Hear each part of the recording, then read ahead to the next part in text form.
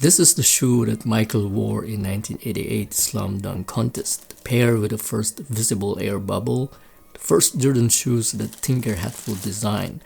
And just because Jordan 3 is so iconic, it doesn't mean that Nike can be lousy already in the quality control. And for that reason alone, I bought 2 pairs of white cements.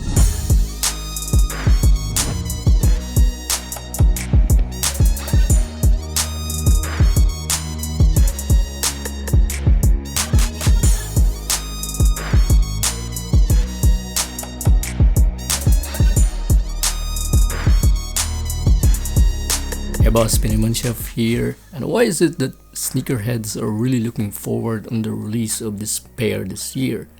Well, let's say that this shoe is very iconic, the Jordan 3, because it symbolizes the athleticism of MJ, and also he executed that impressive free throw line dunk with his pair during the All-Star Dunk Contest. The first pair with the Jumpman logo on tongue, and also this shoe represents the departure of classic to modern design Jordans, and thanks to Hatfield's creativity. Step back to the first appearance of the Jordan 3 white cement colorway on 1988. Nike commemorates the 35-year-old legendary pair by releasing a reimagined version.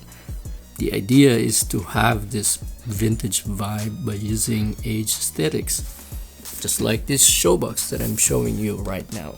Also the yellowing on the midsole, eyelets, and heel tab.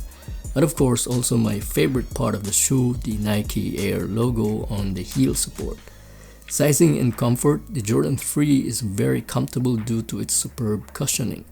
But if you compare it to the Jordan 4 in terms of fit, it's a bit bigger, although I'm wearing true to size on them.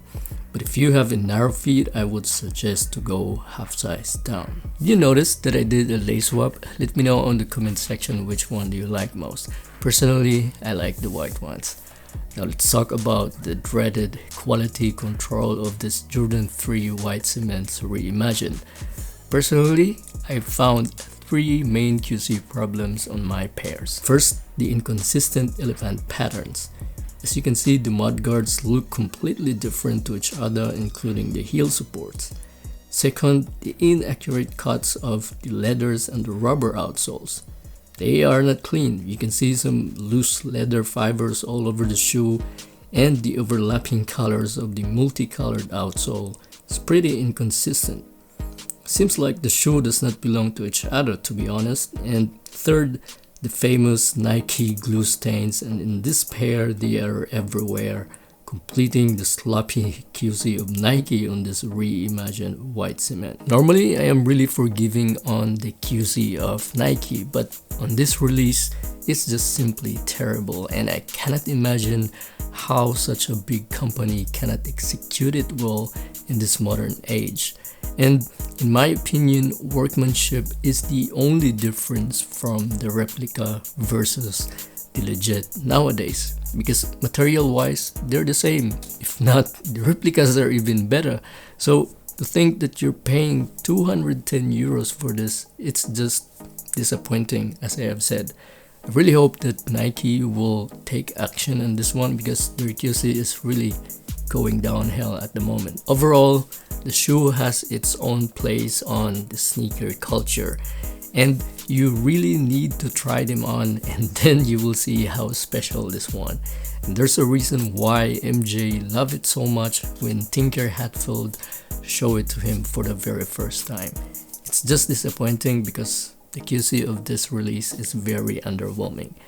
But still, I'm keeping the shoe, and I really hope you liked this video. And of course, if you do, please check my other contents as well. And I will see you soon.